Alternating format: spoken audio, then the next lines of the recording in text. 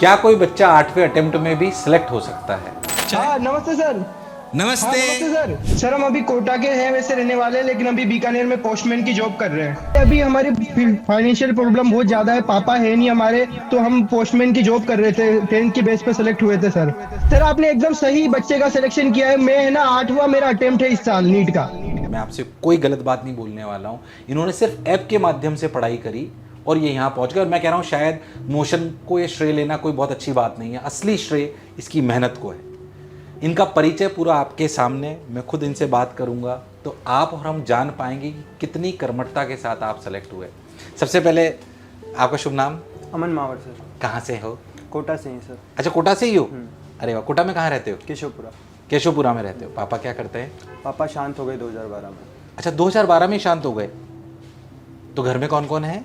Mummy है, नाना जी और के मकान में रहते हैं। अच्छा, मम्मी है। और भाई बहन कितने हो आप? एक छोटा भाई है, 8th क्लास में पढ़ता है। 8th क्लास में पढ़ता है। अरे वाह। तो पापा कैसे शांत हुए, पूछ सकता हूँ मैं ये? हाँ हाँ सर। वो कारीगर थे, शुरू से गरीब परिवार से थे, तो वो कोई बिल्डिंग में काम कर रहे थे तो कोलैप्स हो गई। तो अच्छा, काम करते करते कोलैप्स हो गए। वो सब लेंटर वगैरह सब गिर गया। ओह। तो तुम कितने साल के थे उस समय? 12 साल का। और अभी कितने साल के हो? 24 साल का। 24 साल के। मुझे नहीं पता था कि आपके फादर एक्सपायर हो गए। जब 12 साल के थे तो बहुत छोटे भी नहीं थे, सब याद होगा। उस दिन तुम्हारी क्या मनस्थिति थी, कुछ बता पाओगे? मेरे पापा जब थे वो भी चाहते थे कि मैं उनकी जैसे न रहूं और पढ़ के बहुत आगे जाऊं। अच्छा, कहते थे वो? हाँ, पढ़ाई में क्या थोड़ा कहते थे? support पापा की करते सबसे थे अच्छी बात क्या लगती थी? कि भाई तेरे को पढ़ाई में कोई दिक्कत नहीं आने दूंगा मैं, तो बस पढ़ाई मन लगा के पढ़ाई कर और मेरे से आगे निकल। मेरे से आगे हाँ, निकल। फैमिली बैकग्राउंड को बदल। जैसे तुम 12 साल के थे तो फिर उस समय फिर मम्मी ने काम करना चालू कर दिया? उससे पहले भी काम करती थी मम्मी? नहीं, उसके बाद ही मम्मी ने काम करना चालू करा। अच्छा। हाँ, और तब से मैंने भी काम करना चालू कर दिया। न्यूज़पेपर सुबह 3-4 बजे उठ के साइकिल से बांटना। अच्छा, तुम बांटते थे? हाँ, 10 साल तक लगातार बांटे हैं। वो 1-2 साल पहले ही छोड़े हैं। और कितने बजे उठते थे उसके लिए? 3-4 बजे तलवंडी सर्किल पर ही और साइकिल से 3-4 बजे उठ के? हाँ। वो रूटीन कैसा होता था वो बताओ मेरे को, क्योंकि डॉक्टर में पहुंच रहे हो, खुशी की बात तो अपन कर लेंगे, पर बात ये है कि शायद तुम ऐसे एग्जाम्पल हो जो मैं बच्चों को हमेशा कहता हूँ कि संघर्ष से प्रेम होना चाहिए। तो तुमने शायद संघर्ष से प्रेम करा है, उसी का प्रतिफल है कि तुम। हाँ, बहुत पहले ही छोटी उम्र में बुरा समय देख लिया तो उस समझते समय थे मन- अहमियत क्या, किन चीज़ों की है, किस चीज़ को प्रेफरेंस देनी चाहिए। बाकी सब चीज़ें बाद में भी करी जा सकती है, लेकिन पहले किसी अच्छे जगह पहुँचे, हालत बदले अपने।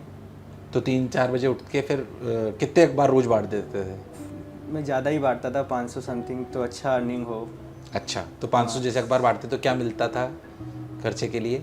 क्या कमाई होती थी? 4000 समथिंग मिल जाते थे महीने के? हाँ, महीने के। 4000? हाँ, तो मतलब सुबह 3 बजे उठ के फिर कितने बजे फ्री होते थे? 6-7 बजे तक। तो 4 घंटे अप्रोक्सीमेटली तुम रोज काम करते थे, जिसके तुम्हें 4000 रुपये मिलते थे।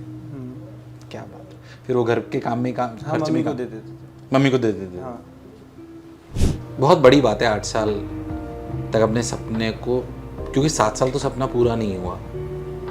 बहुत कम लोगों में हिम्मत होती है कि हमारा सपना एक बार टूट जाए, 2 बार टूट जाए, 3 बार टूट जाए, फिर भी हम उसे परस्यू करते रहें। इसके लिए बहुत जिगर चाहिए, जो शायद आप जैसे में हो सकता है। और मैं शायद ये कह सकता हूँ कि जो आप जैसे परिवेश से आ रहे हैं उन्हीं में शायद इतना जज्बा हो सकता है। अगर बाय द वे तुम्हें काम नहीं करना पड़ता, कुछ भी काम नहीं करना पड़ता, मतलब तुम्हारी आर्थिक माली हालत ऐसी होती कि तुम्हारे फादर मदर तुम्हें बहुत अच्छे से पढ़ा सकते होते 12वीं के बाद, तो तुम कितने अटेम्प्ट में सेलेक्ट हो जाते? इतने तो नहीं लगते, कम में ही हो जाता। कम में हो जाता? फर्स्ट 2-3 की तो फिर भी मैं कह नहीं सकता, कंपटीशन बहुत ज़्यादा है। हाँ हाँ, और 2-3 में सेलेक्ट हो जाता?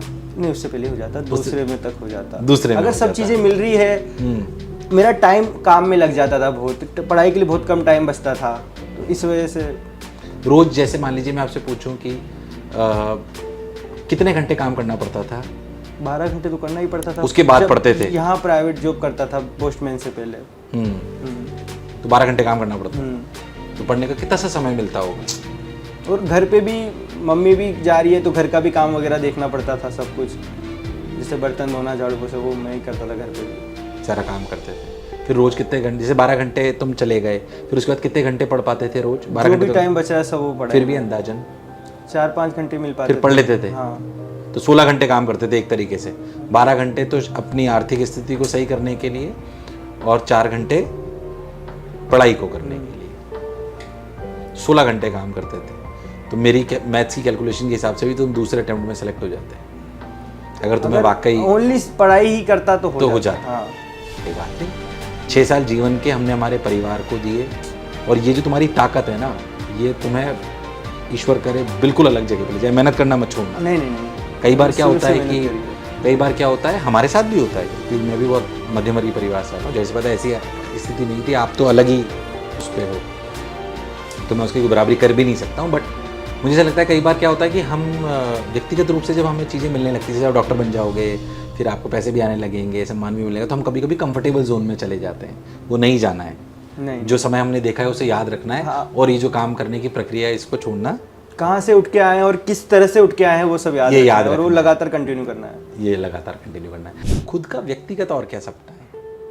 मेरी मम्मी कोटाहाट हॉस्पिटल में वार्ड लेडी का काम करती है ना, तो मैं एक नया उदाहरण बनाना चाहता हूँ कि भाई जैसे मेरी मम्मी वहाँ वार्ड लेडी है, तो मैं वहाँ MBBS डॉक्टर बन के जाऊँ। मैंने खुद ने वहाँ देखा, जब भी मैं जाता हूँ मम्मी के किसी काम से, डॉक्टर्स को क्या रिस्पेक्ट मिलती है, उनका अलग से एक केबिन होता है ना, अच्छा होता है, उनको रिस्पेक्ट मिलती है।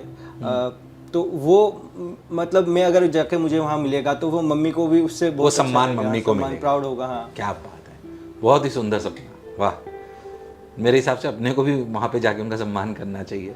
बहुत अच्छा सपना। पैसा वगैरह ज़्यादा जरूरी नहीं है इंसान के लिए, रिस्पेक्ट ज़्यादा जरूरी है। जैसे मैंने बताया, मैं एकदम लोअर बैकग्राउंड से आता हूँ, तो हमारे परिवार में सब 10th फेल है, कोई ज़्यादा पढ़ा लिखा भी नहीं है, ना कोई ज़्यादा जानता है, तो फैमिली ज़्यादा सपोर्ट नहीं कर पाती थी। मैं सिर्फ खुद थोड़ा वो जान के इतने साल में करा है मैंने, तो वो तो मना ही करते थे कि भाई हम अपने बस का नहीं है, अपन डॉक्टर वगैरह नहीं बन सकते, अपन गरीब परिवार से, इतना पैसा नहीं है, पैसा लगता है ना, इतना जानते हैं।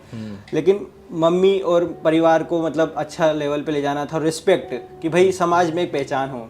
हाँ, खाली पैसा बनाने वाली बात नहीं है, बात ये है कि एक डॉक्टर का जो सम्मान होता है, पैसा तो गलत तरीके से भी कमाया जा सकता है, ज़्यादा भी कमाया जा सकता है, लेकिन सही तरह से सम्मान के साथ अपन अपना पेट भर सके। पैसे और सम्मान का सही समावेश बहुत आवश्यक है जीवन में। क्या बात है, बहुत बढ़िया।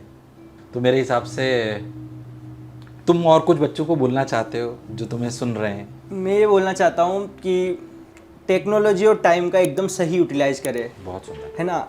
आने जाने में भी जो टाइम लगता है कोचिंग में, है ना, या किसी भी तरह में अगर खुद का भी कुछ अपन खाना वगैरह बना रहे हैं, वो भी जो टाइम है, तो अपन यूट्यूब पे या ऐप पर कोई स्टडी का वीडियो या कोई एक थ्योरी का चैप्टर अपन लगा के, बायोलॉजी और केमिस्ट्री का, वो सुन सकते हैं, उससे भी रिवाइज होगा, है ना। एक भी सेकंड वेस्ट नहीं करना है, क्योंकि एग्ज़ाम तो जब होना होगा मे को फर्स्ट संडे को, वो तभी होगा, और बाकी सब भी तैयारी कर रहे हैं, तो अपन को भी सब कुछ छोड़ के कुछ टाइम के लिए सारी अपनी हॉबीज़ सब चीज़ें छोड़ के, मन करता है, मेरा भी करता था कि फिल्म्स देखूं, गाने सुनूं, लेकिन मुझे पता था कि ये चीज़ें बाद में करी जा सकती है, कहीं नहीं जाएगी, ये सब अवेलेबल हो जाएगा बाद में, पर ये वापस समय नहीं आएगा वापस।